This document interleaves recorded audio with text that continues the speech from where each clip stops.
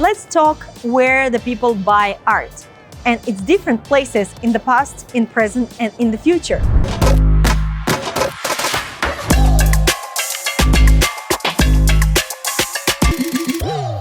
So, where did people buy art in the past?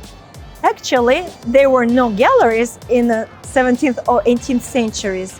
There were very rich patrons of art that would actually commission artists to perform some work. If you go to Italy, probably you would see so many beautiful sculptures, so many beautiful churches, and all these magnificent ceilings, all adorned with detailed works of art. These were done by famous artists of their time.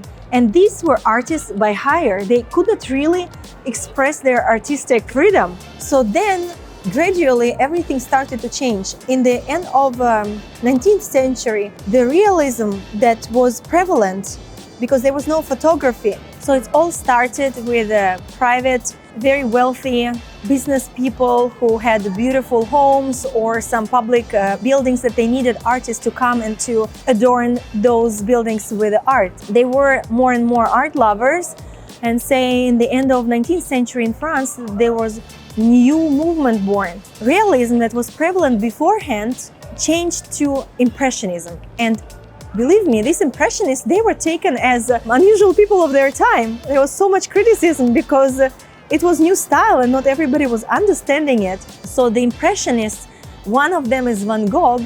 Right now, they sell for millions of dollars later, 100 years later. What about nowadays? Where do people buy art now?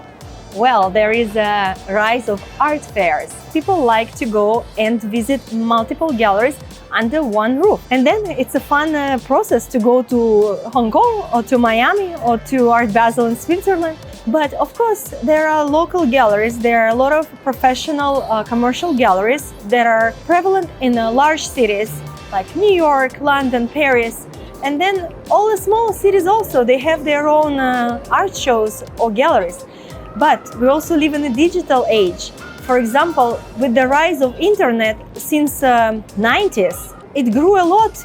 Last 10 years, a lot of people shop online. If big fashion brands were reluctant to go online, last 10 years, they changed their opinion because everybody's shopping online, it's more convenient. The art world was lagging after fashion brands. So this movement happened slower, and last 5 years I see growth of many art platforms where people go and shop.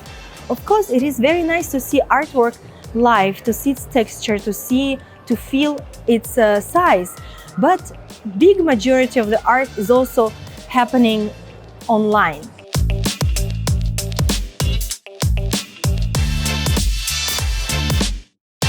What about future? Where in future people will be buying art? Well, we are going more and more into the digital world. We see the rise of NFT art and growing blockchain, and even the physical art. It could be associated with some chips or NFTs that it will help you to track the uniqueness of this art piece. So I think there will be more online sales, and then with the blockchain, there will be some new developments. And another thing I think is important, it's development of artificial intelligence. We will see so many more developments that even creating art and tracking art and maybe creating some unique experiences or immersive art experiences with these new technologies. Even like next 5 years can bring a lot of new developments. So stay tuned and we'll check it out.